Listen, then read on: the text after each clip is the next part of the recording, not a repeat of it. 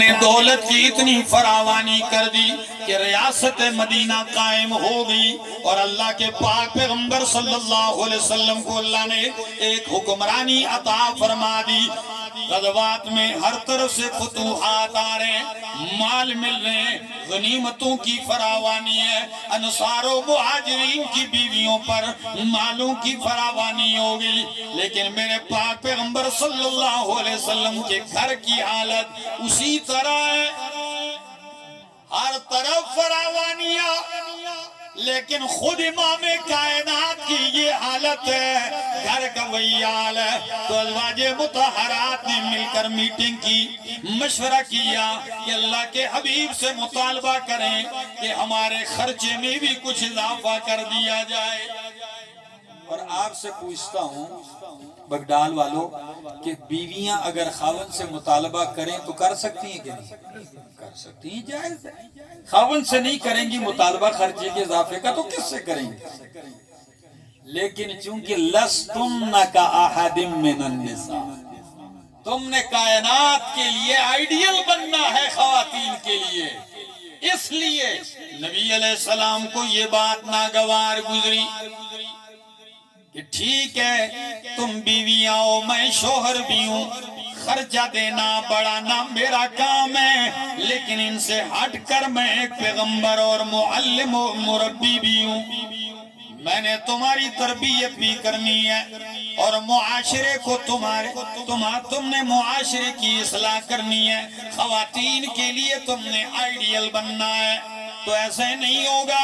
اس لیے اللہ کے پاک پیغمبر ناراض ہو گئے، اور آپ نے لا تعلقی کا اظہار کر دیا 1 مہینے تک کے لیے۔ کتنے دنوں کے لیے ناراض ہوئے؟ 1 مہینہ نہیں آئی۔ آپ گھر سے نکلتے ہیں اور ایک چبوترے میں جا کے آپ آرام پکڑ لیتے، ایک بالا خانے میں اتنی پریشانی ہے۔ ام المومنین صدیقہ کائنات حضرت عائشہ رضی اللہ تعالیٰ عنہ فرماتی ہیں ایک ایک دن اور دن کا ایک ایک لمحہ گن رہی تھی۔ سب کی یہی حالت، لوگوں نے پروپیگنڈے بھی شروع کر دیے تھے کہ نبی علیہ السلام نے نعوذ باللہ بیویوں کو طلاق دے دی، حالانکہ ایسی کوئی بات نہیں تھی۔ جب 29 دن ہو گئے، کتنے؟ تو میں نے کہا ابھی 1 دن مہینے میں رہتا ہے، لیکن دیکھا تو نبی علیہ السلام آ رہے ہیں گھر کی طرف۔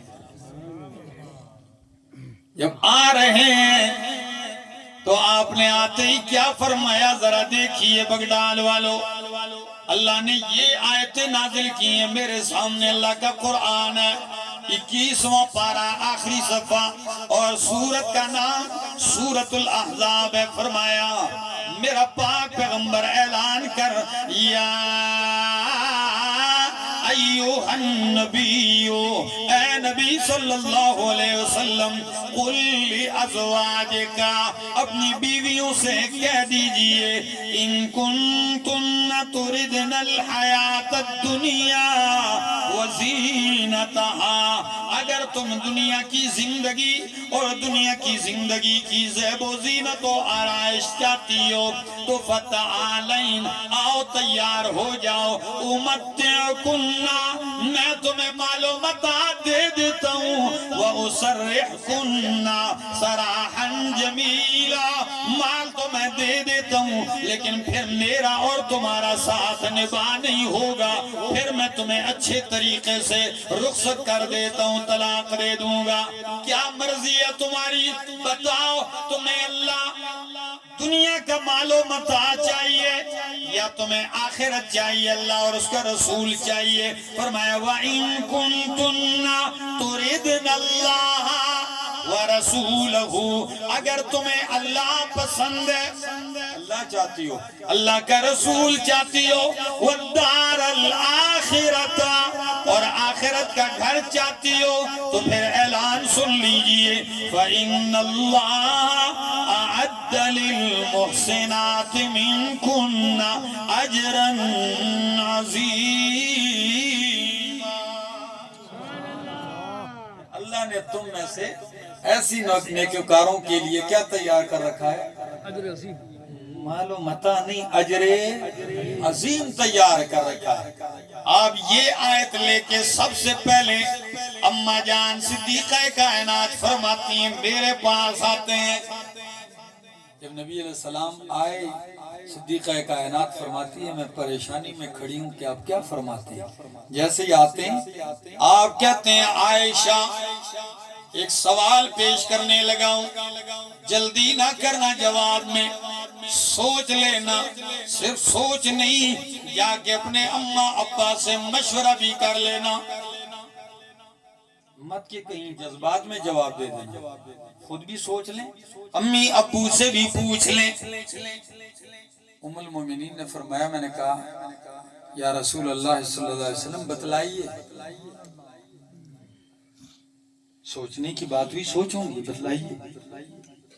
نبی علیہ السلام نے یہ آیت پڑھی، بتلائیے دنیا کی زیب و زینت اور زندگی چاہیے تو پھر میرے ساتھ گزارا نہیں ہوگا، پھر تمہارے راستے الگ ہوں گے، یا تمہیں اللہ اور اس کا رسول اور دار آخرت پسند ہے، کیا چاہیے؟ جب آپ نے یہ سوال کیا، قربان جاؤں اماں جان ام المومنین صدیقہ کائنات آپ کی شان پہ ایک دم کہنے لگی، اللہ کے رسول کیا میں اس بارے میں ماں باپ سے مشورے کرنے جاؤں گی؟ نہیں نہیں، میں کسی سے مشورہ نہیں کرتی، میں سوچتی بھی نہیں، انتظار بھی نہیں کرتی، میرا اعلان ہے اخترت اللہ ورسولہ والدار الآخرہ، میں نے اللہ اور اس کے رسول اور دار آخرت کو چن لیا ہے، نہیں چاہیے دنیا کا مال و متاع۔ خدا کی قسم یہ جملے کہنے کی دیر تھی، میرے محبوب کا چہرہ کھل اٹھتا ہے، جگمگانے لگتا ہے۔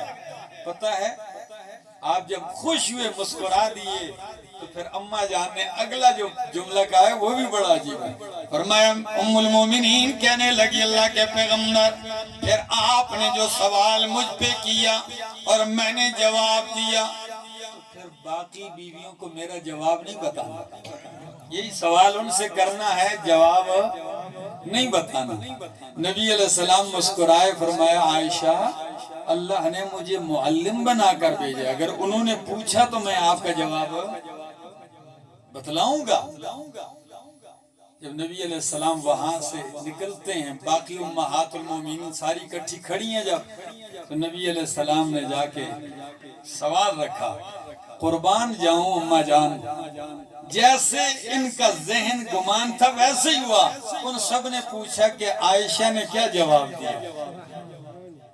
ان سب نے کہا کہ اللہ کے حبیب حضرت عائشہ بنت صدیق نے کیا جواب دیا؟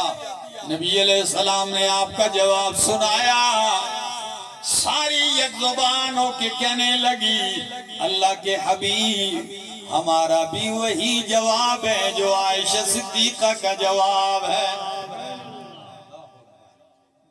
صرف بیوی نہیں، ایسی شاگردہ بن کے رہیں، اللہ کی قسم کہ عبداللہ ابن عباس اور دیگر مفسرین محدثین اور تابعین تبع تابعین کہتے ہیں علم میں، علم قرآن میں، تفسیر میں، حدیث میں، میراث میں، طب میں، لغت عربی میں، شاعری میں، آپ جیسا علم کسی کے پاس ہم نے نہیں دیکھا۔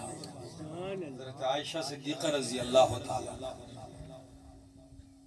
امام سیوطی رحمہ اللہ نے ایک رسالہ لکھا ہے، مستقل کتاب، اور اس کتاب کا نام یہ رکھا ہے، یہ کتاب ان چیزوں کے بیان میں ہے کہ جب حضرت عائشہ نے باقی صحابہ پر علمی اور فقہی اعتراضات کیے اور ان کو لاجواب کیا، اور انہوں نے آپ کی بات کو علم میں تسلیم کیا، مستقل کتاب لکھی ہے اس بارے میں، دیکھیے پھر کردار دیکھیے۔ حضرت ابو موسیٰ اشعری رضی اللہ تعالیٰ عنہ فرماتے ہیں، ترمذی کی روایت ہے، ما اشکلا علینا اصحاب رسول اللہ صلی اللہ علیہ وسلم حدیث قط ہم اصحاب رسول پر جب بھی کوئی بات، جب بھی کوئی حدیث میں اشکال پیدا ہو گیا، مشکل بن گئی، تو ہم نے سألناہا عائشہ، ہم نے عائشہ صدیقہ سے اس کے بارے میں پوچھا، فوجدنا عندها علما، تو ہم نے اس کے بارے میں ام المومنین کے پاس کافی شافی وافی علم پایا۔ کردار نہیں تو اور کیا ہے؟ کئی مرتبہ عبداللہ ابن عمر رضی اللہ تعالی عنہ روایت بیان کرنے لگے کہ جب کوئی مردے پر روتے ہیں تو ان رونے والوں کی وجہ سے مردے کو کیا ہوتا ہے؟ عذاب ہوتا ہے۔ جب یہ روایت پیش کی، کسی نے جا کے اماں جان حضرت عائشہ رضی اللہ تعالیٰ عنہ کے سامنے بیان کیا تو پتہ کیا کہا؟ رحم اللہ ابن عمر، اللہ ابن عمر پہ مہربانی کرے، وہ سمجھے نہیں ہیں۔ وہ بیان کرتے ہیں ان المیت لیعذب ببکاء اہلہ علیہ، کہ مردے کو لوگوں کے رونے کی وجہ سے عذاب ہوتا ہے۔ فرمایا نانا، او میرا بیٹا یوں نہیں فرمایا نبی نے، قرآن تو کہتا ہے وَلَا تَزِرُ وَازِرَةٌ وِزْرَ أُخْرَى، کوئی دوسرے کے گناہ کا بوجھ نہیں اٹھائے گا، روم میں، چلاؤں میں، اور سزا اس بیچارے کو دی جائے۔ کیا خیال ہے؟ فرمایا قرآن یہ کہتا ہے۔ نے کہا پھر نبی علیہ السلام نے کیا فرمایا؟ فرمایا یہ فرمایا ان المیت لیعذب بذنبہ وخطیئتہ، کہ مرنے والے کو اللہ اس کے گناہوں خطاؤں کی سزا دے رہا ہے، ویبکون علیہا، اور اس کے اہل اس پہ رو رہے ہوتے ہیں، لوگ رو رہے ہوتے ہیں، اس کی تعریفیں کر رہے ہوتے ہیں، اور اس کو اس کے گناہوں کی کیا دی جا رہی ہوتی ہے؟ سزا دی جا رہی ہوتی ہے۔ علم تھا، فقاہت تھی۔ ایک تابعی نے آ کے عجیب سوال کیا کہ اماں جان اتنی بات تو سمجھتا ہوں کہ قرآن کا علم آپ کے پاس ہے، یہ کوئی اوپری بات ہے؟ بگڈال والا سوچیے، کہنے لگے قرآن کا حدیث کا علم آپ کے پاس ہے، یہ کوئی اوپری بات نہیں، اس لیے کہ قرآن تو اترا آپ کے بستر پر ہے اور آپ کے گھر میں پڑھا جا رہا ہے، آپ کے شوہر پہ اترا ہے، آپ نے سنا ہے، سمجھا ہے، حدیث سمجھیے۔ فرمایا شجر نسب کا جو علم ہے وہ آپ کے باپ ماہر ہیں، وہاں سے آیا، اور لغت وہ آپ کے گھر کی چیز ہے، لیکن مجھے تعجب ہے کہ آپ کو یہ طب ڈاکٹری کا علم کہاں سے آ گیا؟ مجھے یہ سوچ لگی ہے، یہ آپ کو کہاں سے آ گیا؟ کوئی بیمار آتا ہے آپ فوراً نسخہ بتا دیتی ہیں، ان کو یہ دے دو، ان کو یہ دے دو۔ پتہ ہے جواب؟ فرمایا او بیٹا، جب نبی علیہ السلام کی زندگی کے آخری مراحل تھے تو آپ بیمار پڑ جایا کرتے تھے، اور یہ ایسے دن تھے کہ پوری دنیا سے وفد آیا کرتے تھے، قبیلوں، خاندانوں، قوموں اور علاقوں کے وفد آتے، ان وفود میں بڑے بڑے حکیم بھی ہوتے، تو وہ بیٹھ کے آپ کو نسخہ بھی بتلا دیتے، ڈاکٹر ہوتے تو نسخہ بتلاتے۔ تو فرمایا بیٹا وہ نسخہ بتلا دیتے، میں یاد کر لیتی، بنا کے اپنے محبوب پیغمبر کو پیش کر دیتی۔ اللہ اکبر۔ میرے دوستو، معاشرے کے اندر عورت کا کردار اگر آپ کچھ دور پہلے جائیں تو پاکستان، ہندوستان، نیپال اور اس طرح 6-7 ملک اور ہیں، یہ سب ایک ملک تھا، اور ان کا ایک بادشاہ تھا مغلیہ، جس کا نام تھا عالمگیر۔ کیا نام؟ عالمگیر۔ خود بھی عالم تھا، سمجھدار آدمی تھا، لیکن اللہ نے ان کو ایک بیٹی دی تھی جس کا نام تھا زیب النساء، اور زیب النساء کا لقب جو تھا تخلص، وہ اس کا تخلص تھا مخفی، یہ اس کا تخلص تھا۔ یہ بیٹی اتنی قابل تھی، شاعرہ بھی تھی، فارسی میں شاعری کرتی تھی، اور اس کا دیوان اب بھی ملتا ہے، ابھی تو میری نظر سے نہیں گزرا ہے، البتہ تاریخ میں یہ لکھا ہے کہ اس کے دیوان کا نام ہے مخفی، اس دیوان کا بھی نام مخفی ہے۔ فارسی کے اندر حافظہ بھی تھی، قاریہ بھی تھی، کاتب بھی تھی، قرآن کریم کے کئی نسخے اپنے ہاتھ سے لکھ کر چھپوائے تھے، اور آپ کی بہت بڑی لائبریری تھی، نایاب قسم کی لائبریری۔ تو بڑا چرچا تھا شاعری کا، ایران کے شہزادے نے کوئی آیا، کوئی مصرع کیا دیا، اور بس پورے ملک میں افراتفری مچا دی کہ جی بادشاہ ویسے بھی فارغ ہوتے تھے نا، اس میں ویلے لوگ ہوتے کوئی نہ کوئی تماشا لگائے رکھتے، تو اب شہزادے نے شعر کہا ہے، کیا کہتا ہے؟ در ابلغ کا سے کم دید موجود، در ابلغ کا سے کم دید موجود۔ اب یہ فارسی کا ایک مصرع ہے، اس کا مطلب کیا ہے کہ چت کبرا موتی کسی نے کم ہی دیکھا ہوگا۔ موتی لوگوں نے دیکھے ہوں گے، لیکن ابلغ اس موتی کو کہتے ہیں جس میں سیاہ ڈورے بھی ہیں، چت کبرا، سفید اور سیاہ۔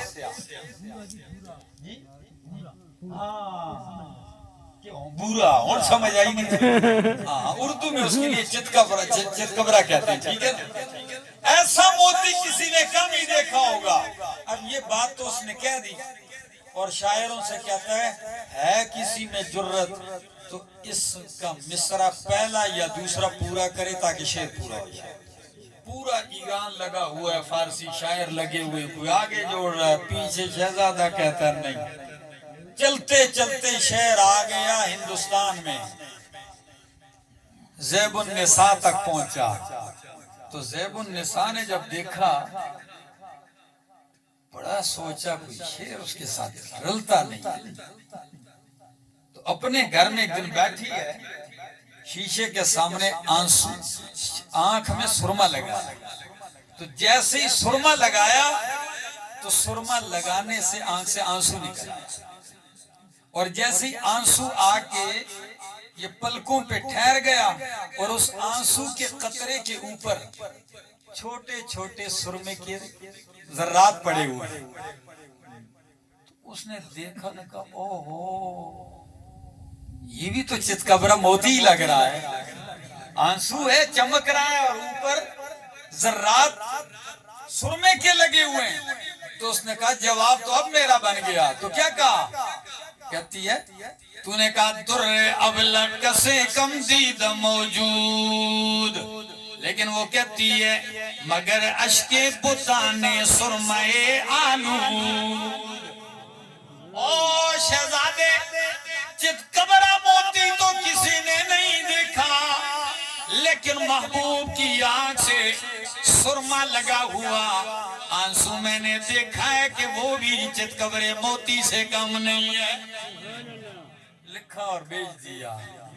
اب چلتے چلتے یہ مصرع جب شہزادے تک پہنچا تو شہزادے پر اس نے اتنا اثر کیا کہ چکرا گیا، جھوم گئے، کہنے لگے جی اب اس بیچارے کو کیا پتا کس کا شعر، کہتا ہے جس کا شعر ہے اس کو بلاؤ، میں اس کو انعام دوں گا، میرے سامنے پیش کیا جائے۔ اب بات چلتے چلتے عالمگیر تک پہنچائی۔ اب عالمگیر نے کہا میری بیٹی تو بڑی باحیا ہے، بادشاہ کی بیٹی ہے، لیکن جیسے اس کا باپ بادشاہ ہے وہ خود حیا اور پردی کی بادشاہ ہے، اب کیسے وہاں بھیجا جائے؟ تو وہ کہنے لگے ابو جی مجھے وہ رقعہ دیجیے، اس کا جواب بھی میں ایسے ہی انداز میں لکھوں گی، وہ دوبارہ کبھی نہیں کہے گا کہ اس شاعر کو بلاؤ۔ تو پتہ ہے خط پہ کیا لکھتی ہے؟ کہتی ہے در سخن مخفی منم چون بوئے گل در برگ گل، در سخن مخفی منم چون بوئے گل در برگ گل، کہتی ہے او لوگو بادشاہ سلامت، میں اپنے کلام میں اسی طرح چھپی ہوئی ہوں جس طرح گلاب کی خوشبو گلاب کی پتیوں اور پنکھڑیوں میں چھپی ہوتی ہے، محسوس تو ہوتی ہے نظر، اسی طرح میں اپنے کلام میں چھپی ہوئی ہوں، میرا کمال دیکھنا ہے میرے کلام کو دیکھو، میں نظر تو پتہ ہے شعر اس نے ایک زاویے سے کہا، میں نے سینکڑوں کتابوں میں اردو اور فارسی کے لکھا دیکھا، علماء اس کے شعر کو اپنی علمی کتاب میں جگہ دے کے کس زاویے میں پیش کرتے ہیں کہ اگر اللہ کو پہچاننا ہے تو اللہ اپنے کلام میں مخفی ہے، نظر نہیں آتا اللہ لیکن اللہ اپنے کلام میں ہے۔ میرے دوستو عورت کردار دکھا سکتی ہے اور دور نہیں، اس قریب دور کے اندر میں اپنے استاد شیخ القرآن مولانا محمد طیب طاہری صاحب کی بات آپ کو بتاؤں، ان کی اہلیہ